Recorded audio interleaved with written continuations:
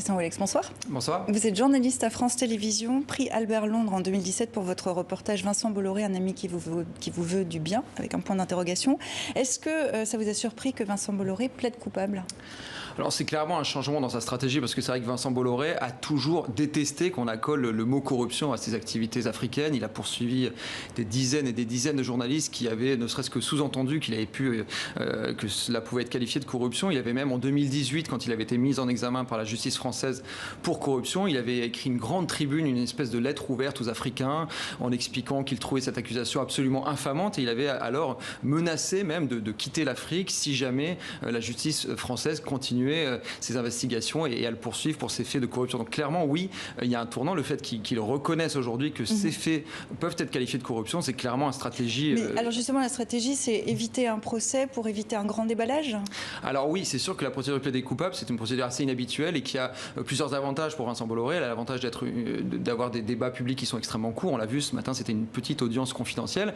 Là, le fait que ce plaider coupable ne soit pas accepté par la présidente du tribunal fait qu'il va y avoir un vrai procès pénal devant le tribunal correctionnel avec des débats publics, avec potentiellement des parties civiles, des associations qui vont pouvoir se constituer parties civiles et potentiellement donner davantage de résonance à ce procès pour corruption, ce que manifestement Vincent Bolloré a voulu éviter sans succès. Est-ce que cette affaire peut marquer un tournant dans les affaires du groupe en Afrique ? Le groupe Bolloré est très présent en Afrique. Ouais, alors c'est 80% même des bénéfices du groupe Bolloré sont faits en Afrique. Donc oui, clairement, c'est le cœur de son empire. Ça va peut-être changer un petit peu sa manière de faire son business en Afrique. C'est vrai que Vincent Bolloré a tendance à pratiquer un petit peu le mélange des genres. Il ne voit pas forcément le problème, lui, entre le fait d'avoir une activité de communication, de conseiller des chefs d'État africains via son agence de communication Havas, et à côté de récupérer des marchés publics pour ses filiales logistiques de ces mêmes chefs d'État qu'il a aidé à faire élire. C'est vrai que pour des observateurs extérieurs, ça peut ressembler à du jeu d'influence, à du mélange des genres. C'est vrai que Vincent Bolloré, lui,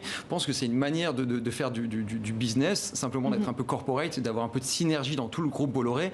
Que la justice française puisse qualifier cela, non pas de jeu d'influence, mais potentiellement de trafic d'influence et de corruption, ça va peut-être le pousser à davantage cloisonner ses activités et être un petit peu plus prudent dans sa manière de fonctionner en Afrique. À vous entendre, est-ce qu'on peut dire qu'il incarne une certaine idée de la France-Afrique ?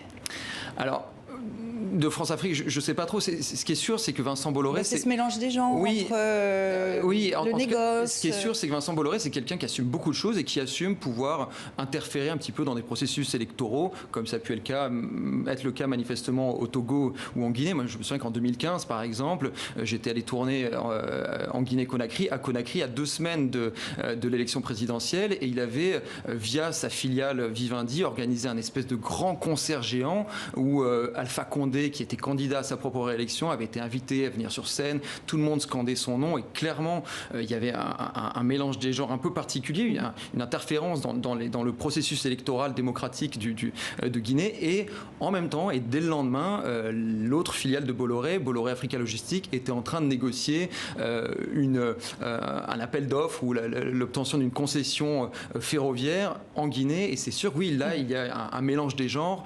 Et Vincent Bolloré, oui, assume de pouvoir donner des petits coups de pouce à ses amis. Et c'est la justice française qui tranchera. Merci beaucoup, Tristan Ouellex, pour cet éclairage.